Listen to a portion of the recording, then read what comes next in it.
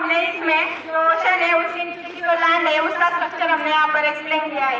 तो सबसे पहले आता है यहाँ पर होता है कोस्ट यानी किनारा। हम यहाँ पर पिकनिक और ट्रिप मनाने के लिए जाते हैं। तो वहाँ पर बहुत सारे ट्रीज और सैंड भी होते हैं। देन हम जैसे कोस्ट खत्म होता है तो हम जैसे ही ओशन में उतरते तो हमारे बॉडी को मतलब वाटर हमें लगता है।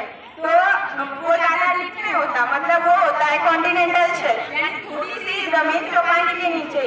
और उसके बाद में हम जैसे जैसे नीचे जाते हैं हमें लगता है कि जो ओशन है वो ज्यादा गहरा होते जाता है, मतलब पानी बढ़ रहा है, लेकिन एक्चुअली में पानी बढ़ता नहीं है, जो लैंड है वो ही नीचे नीचे जाती है। तो उसे कहा जाता है कॉन्टिनेंटल स्लोप। और जैसे ही हम नीचे जाते तो जो हमारा ओशन फ्लोर होता है उसमें फ्लैट जमीन होती है, उसे अबाइसल प्लेन कहा जाता है। जैसे कि यहाँ पर है तो जो अबाइसल प्लेन होता है उसमें बहुत सारे माउंटेन्स और डीपेस्ट होते हैं।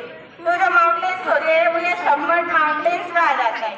और जैसे ही हम नीचे जाते हैं तो हमें मालूम है कि जो माउंटेन होते हैं तो उसके जो पीक्स होते हैं वो थोड़े ऊपर आ जाते हैं, मतलब जो सी लेवल है वो सी लेवल के ऊपर आ जाते हैं। तो उन्हें आइलैंड कहा जाता है, मतलब उनके चारों तरफ से वाटर होता है। और फिर उसके बाद में आते हमारा इंडिस, मतलब वो फ्लैट सरफेस होता है। और उसके बाद में जो लैंड होती है वो एकदम से नीचे चली जाती है। तो अगर हमें ओशन फ्लोर की स्टडी करनी होगी तो वो हमारा इंटरेस्ट उसके लिए काम के लिए आता है। और जो हमारा इंटरेस्ट होता है वहाँ पे वॉल्केनोज भी फाउंड होते और वहाँ पे भूकंप भी वहाँ से जाता है। उसकी जो लेंथ होती है वो 11,034 मीटर सी लेवल से। Thank you.